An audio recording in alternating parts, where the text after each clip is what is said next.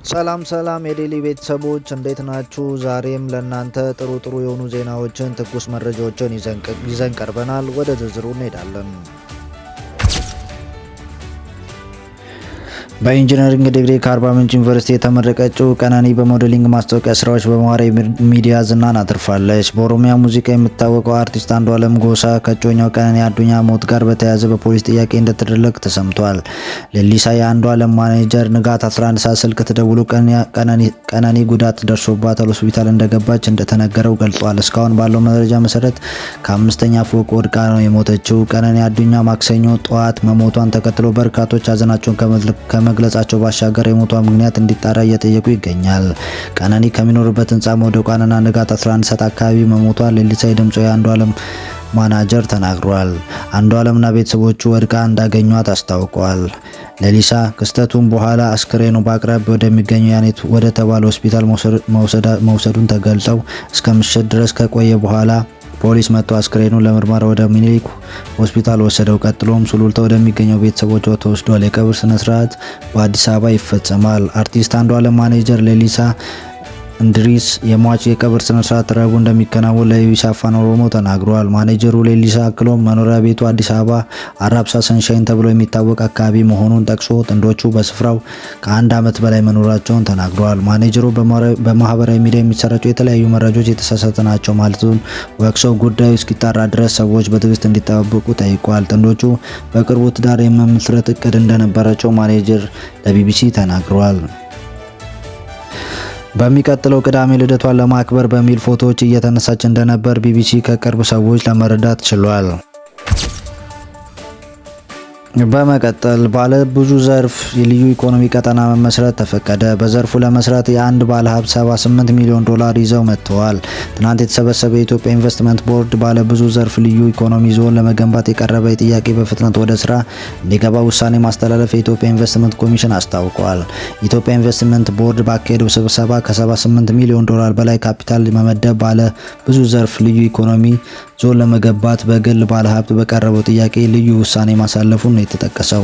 በጥያቄው ላይ ቦርዱ በስፋት ከተወያየ በኋላ ባለ ብዙ ዘርፍ ልዩ ኢኮኖሚ ዞን ሆኖ እንዲሰየም እና ጥያቄ አቅራቢዎቹን በፍጥነት ወደ ስራ እንዲገቡ ውሳኔ አስተላልፏል።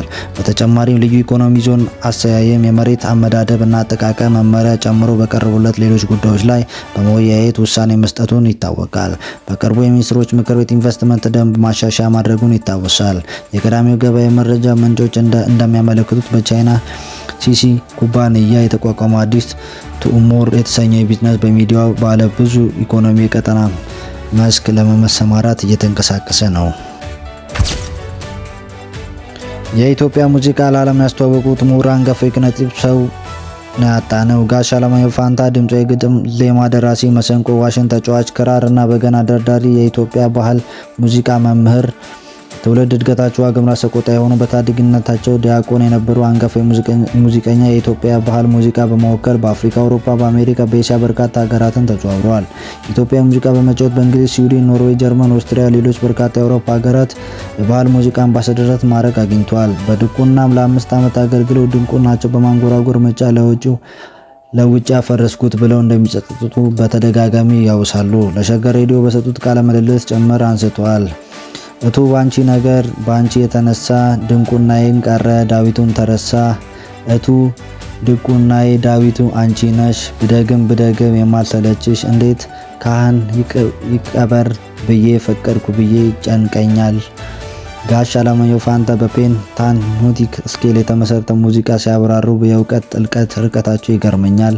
በማሲንቆ እንግሊዝኛ ሙዚቃ በዚሁ ስኬል እየተጫወቱ ሲያብራሩት መስማት የሙዚቃ ትምህርት ቤት የመገኘት ያህል ይሰማኝ ሳደምጣቸው። ቅኝት መሰረት ድምጽ ማለት ነው እያሉ መምህርነታቸውን ያያሉ መሰለኝ። ትዝታ፣ ባቲ፣ አምባሰል እና አንቺ ሆዬ እያሉ ልዩነታቸውን እያዜሙ ሲያብራሩ የሚገርም ነው። ለምሳሌ አበበ አብብዬ፣ መስከረም ጠባዬ፣ እንቁጣጣሽ ዘፈን በአንቺ ሆዬ መሰረት ድምጻቸውን ፈረንጅ ውስጥ እንደሚወድቅ በእውቀት ዝና ብለው ሲያብራሩ እንደሰማሁት ሀሴት ውስጥ የሚከት የለም። የኢትዮጵያ ሙዚቃ ለማስተዋወቅ በተለያየ ዓለም ማዕዘን ዞረው ብዙም በማይታወቁበት ከቲያትር ፊልም አልቦዘኑም። ሙዚቃን የጀመሩት በሀገር ፍቅር ቲያትር በ1950 ጀምሮ ለ10 ዓመታት ሰርተዋል። ከውዳሴ ማርያም እስከ ዜማ ድረስ በአንቀጽ ብርሃን፣ መልካ ማርያምና መልካ ኢየሱስ፣ መስተጋብር፣ ክስተት፣ አርያምን፣ ዝማሬ ዋሲትን እስከ ጾመ ድጓ ድረስ የቤተክርስቲያን ትምህርት ተከታትለዋል። የኪነ ጥበብ ሰው ከሽግሽግ ቸኮልም ጋር ተጫውተዋል። ቲያትር ነቤውና ነቤው እያሉ በሀገር ቆይታቸው በመዲና እና ዘለሰኛው ዜማ በቅጡ አውቀው ለይቶ የሚያዜሙና ያስተማሩ ሁለት ከግጥም አንስቶ እስከ ዜማ ይለያዩ ይለናል ጋሽ አለማየሁ። ይነገር አይነገር ምን አውቃለሁ መላኩንስ ልኬዋለሁ። ይህ የመዲና ግጥም ነው። ስንት ሀረጎችን ስንኝ እንዳለው በቀላሉ ይታወቃል። እኔስ ፍረድ ቢለኝ አምላክ ተሳስቷል። ሞት በደለኝ ነው አንድ ሰው ለምስል ቆሞ ቢቀር ነው። ይህ ደግሞ ዘለሰኛ ግጥም ነው። አድራሹ ሰፊ በሩ አልጠበባችሁ በተራ በተራ ምን ነው መገባችሁ። እንዲህም የግጥሙ አገጣጠም የዘለሰኛው መሆኑን ስማኝ ልንገር አትስነፍ ተው እየሰራ እለፍ። ይህ ደግሞ መዲና ነው። እንዲህ አሉ ነፍሴ ጋሽ ፋንታ። የግጥሙ ምጣኔ ዜማው ይወሰናል። ይህም ዜማው እንዳይሰበር ያደርጋል። በ1960 ዓመተ ምህረት በሬዲዮ ሙዚቃ ትምህርት ቤት በውስጥ በማስተማር በትይዩ የባህል ሙዚቃ በስርዓት ትምህርት እንዲመሩ ካሪኩለም በማዘጋጀት ግሩም ሚና ከፍተኛ ሚና ነበራቸው። በ1960 ዓመተ ምህረት ጀምሮ በራዲዮ ሙዚቃ ትምህርት ቤት መምህር የነበሩት ጋሽ አለማየሁ በ1968 ዓመተ ምህረት ከዳካር የኔግሮ አርትስ ፌስቲቫል ሽልማት ከዩኔስኮ ለሙዚቃ ስራዎች እውቅና እንደተሰጣቸው ይታወሳል። ከኮሪያ ስፕሪንግ ፍሬንድሺፕ አርት ፌስቲቫል ዲፕሎማ፣ የክብር ሜዳሊያ መሰል በርካታ ሽልማቶች አግኝተዋል። ጋሽ አለማየሁ በሕክምና ሲረዱ ቆይቶ መጋቢት 1 ቀን 2017 ዓመተ ምህረት ከዚህ ዓለም በሞት ሲለዩ ቀብራቸው በገነት ጽጌ ቅዱስ ጊዮርጊስ ቤተክርስቲያን ከቀኑ 9 ሰዓት እንደሚፈጸም ታውቋል። ዩኤስአይዲ የሚደረግለት ገንዘብ ድጋፍ በመቋረጡ ህልውናው አደጋ ላይ መውደቁን የኢትዮጵያ ቤተሰብ መምሪያ ማህበር ተናገረ። በዚህ ምክንያት ከአጠቃላይ ሰራተኞቹ የግማሽ ያህሉ የስራ ውል ለማቋረጥ መገደዱን ፕሮጀክቱ ማጦፍ ማህበር ተናግሯል። ላለፉት 59 ዓመት በኢትዮጵያ የስነ ተዋልዶ ጤና አገልግሎት እየሰጠ የሚገኘው ቤተሰብ መምሪያ ባሉት 46 ክሊኒኮች 529 በሚደርሱ ከመንግስት ጤና ተቋም በአጋርነት እንዲሁም 428 የግል ጤና ተቋማት እየሰራ መሆኑን ተነግሯል። አቶ ጴጥሮስ ጌቸሬ በማህበሩ የክሊኒክ ሰርቪስ አገልግሎት ማኔጀር ናቸው። እርሳቸው እንደሚሉት አሜሪካ መንግስት የልማት ተራድኦ ድርጅት የሆነው ዩኤስአይዲ ቤተሰብ መምሪያ በርከት ያሉ ፕሮጀክቱን ሲደግፍ ቆይቷል። ይህንም በቅርብ ድርጅት በድንገት ድጋፍ ማቆሙን ተከትሎ በገንዘብ ይደግፋቸው የነበሩ 4 ትልልቅ ፕሮጀክቶች ለማቆም ተገደናል ብለዋል። ህልውናው አደጋ ላይ እስከ መጣል ያደረሰው ምን ያህል ገንዘብ ቢያጣ ነው ስንል የጠየቅናቸው የማህበሩ ክሊኒክ ሰርቪስ አገልግሎት ማኔጀር አቶ ጴጥሮስ ያጣነው ገንዘብ መጠን ይሆኑ ከስራ ምን ያህሉ ተጎድቷል የሚለው ገና በጥናት የሚለይ ነው በማለት የተወሰኑት የሚታጠፉ ስራዎች ይጠቀሳሉ። ምንም እንኳን በቁጥር ከመናገር ቢቆጠቡ የምንከፍለው ማጣታችን ከማህበሩ ሰራተኞች ከግማሽ ያህሉ ስራውን ለማቋረጥ ተገደናል ብለዋል።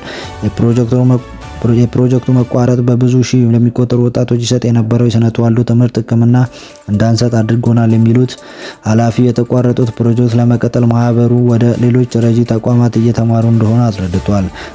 በዘላቂነት ከገባበት ችግር ለመውጣት ከመንግስት አካላት ከሌሎች ረጂ ድርጅቶች ጋር ማህበር እየመከረ መሆኑን ተነግሯል። ዶክተር አለሙ ስሜ በተባበሩት መንግስታት የመንገድ ደህንነት ፈንድ ቦርድ አባል ሆነው ተሸሙ። የትራንስፖርትና ሎጂስቲክ ሚኒስትር አለሙ ስሜ በተባበሩት መንግስት የመንገድ ደህንነት ፈንድ ዩአርኤስኤፍ የቦርድ አባል ሆነው ተሾሙ። የኢትዮጵያ ሀገራዊ የመንገድ ደህንነት ስትራቴጂ በመቅረጽ የመንግስት ደህንነት ትምህርት ስርዓት ትምህርት ውስጥ እንዲካተት በማድረግ የወሰደችውን እርምጃ የመንገድ ደህንነት ለማስፈን ያላትን ቁርጠኝነት ማሳየት መሆኑ ለሚኒስትሩ በተጻፈው የሹመት ደብዳቤ ተገልጿል። በኮሪደር ልማቶች ፕሮጀክት ስራቸው የተገነቡ ምቹ የብስክሌት የእግረኛ መንገዶች እንዲሁም የተሻሻለ የመንገድ ትስስር ስራዎች እንደ ሀገር የትራንስፖርት መሰረተ ልማቶች ቅንጅት የሚያሳድጉ መሆናቸውን በደብዳቤ ተጠቁመዋል። የአፍሪካ ኢኮኖሚ ኮሚሽን የኢትዮጵያ በመንገድ ደህንነት ላይ ያላትን ቁርጠኝነት የምታደርገው ጥረት በመገንዘብ እውቅና በመስጠት አለሙ ስሜን በዩኤስአይ ስር የባለ አደራዎች ቦርድ የቦርድ አባል ሆነው መሾማቸውን አስታውቋል። የሚኒስትሩ ቦርድ አባል መሾም የኢትዮጵያን ልማዷን ለሌሎች ሀገራት እንድታጋራ ከመላው ዓለም በመንገድ ደህንነት ላይ የተሻሉ ተሞክሮች እንድታገኝ መልካም አጋጣሚ የሚፈጥር እንደሆነ የትራንስፖርት ሎጂስቲክስ ሚኒስቴር መረጃ ያመለክታል። ዩኤንኤስኤፍ በፈረንጆቹ 2018 ሚያዝያ ወር ላይ የተመሰረተ ሲሆን በዓለም አቀፍ ደረጃ ከፍተኛ ጠቃሚነት ላላቸው ፕሮጀክቶች ተጨማሪ ገንዘብ የማሰባሰብና የመደገፍ ስራ የሚሰራ ተቋም ነው። ሌላ ዜና የጄት ነዳጅ እና አደገኛ ኬሚካል የጫኑ መርከቦች ግጭት ስነ ምህዳር ላይ አደጋ ደቅነዋል። በሰሜን አውሮፓ የሚገኘው ባህር የተጋጨችው የጄት ነዳጅ እና አደገኛ ኬሚካል የጫኑ መርከቦች በግጭት ከፈጠሩት አደጋ ባሻገር ስነ ምህዳር ላይ አደጋው ወደ ቀናቸው ተናግሯል። የአሜሪካ ወታደሮች ነዳጅ ጫኝ መርከብ በአውሮፓ ሰሜናዊ ክፍል የሚገኘው ባህር ሶዲየም ሲናይድ የተባለ ኬሚካል ከጫነ መርከብ ጋር በመጋጨቱ ፍንዳታና ከፍተኛ እሳት አደጋ መድረሱን የፋይናንሻል ታይምስ ዘገባ ያመለክታል። በሁለቱም መርከቦች ላይ የነበሩት የተባሉ 37 ሰራተኞች አደጋ ላይ መውደቃቸውን ተጠቁመዋል። ይህን ተከትሎ አፋጣኝ የንፋስ አድን ስራ እየተከናወነ ይገኛል። ትናንት ምሽት የተከሰተው ግጭቱ ለነዳጅ መፍሰስና በርካታ ፍንዳታዎች መከሰት መንስኤ ሆኗል። የጄት ነዳጅ የጫነችው መርከብ 18000 ቶን ያህል ነዳጅ ጭና እንደነበር ተጠቁሟል። ሁለቱም መርከቦች በተፈጠረ እሳት ተያይዘው የዩናይትድ ኪንግደም የባህር ዳርቻና የባህር ጥበቃ ኤጀንሲ የነፋስ አድን ሄሊኮፕተሮች፣ ጀልባና የእሳት አደጋ መከላከያ መርከቦች በፍጥነት ማሰማራቱን ተገልጾ ይህ ዜና እስከተጠናቀረበት ጊዜ ሁለቱም መርከቦች በእሳት መቃጠላቸውን አላቆሙም። ከተጋጩ አንደኛው መርከብ ሶዲየም ሳይናይድ የተባለ አደገኛ ኬሚካል ጭኖ የነበረ ሲሆን አደጋውን በእንቅርት ላይ ጆሮ ደግፍ አድርጎታል። በስነ ምህዳር ላይ ከፍተኛ ስጋት ደቅኗል የተባለው ምንም እንኳን ከቅርብ 10 ዓመታት ወዲህ በላቀ የቴክኖሎጂ በጠንካራ መርከቦች ዲዛይን ምክንያት የባህር ላይ ደህንነት ጉልህ መሻሻሎች ቢያሳይም የዚህ አይነት ግጭት ግን ድንጋጤን ፈጥሯል። የሁለቱ መርከቦች የግጭት መንስኤ በምርመራ ላይ መሆኑን ነው የተመለከተው። የውጭ ዜና ሩሲያ ዘላቂ ስምምነት ይድረስ እያለች ነው። ትራምፕ ከፑቲን ጋር ዛሬ ይነጋገራሉ። ዩክሬን እና አሜሪካ ልዑካን መካከል በሳውዲ ሲደረግ የነበረው ውይይት ተከትሎ ዩክሬን ከሩሲያ ጋር የአንድ ወር የተኩስ አቁም ለማድረግ መስማማቷን ቢገለጽም ሩሲያ በአንጻሩ ዘላቂ ስምምነት ይድረስ ዩክሬን በአዲሱ የሩሲያ ግዛቶች ትልልቅ የሚል አቋም እንደምታራምድ ታውቋል።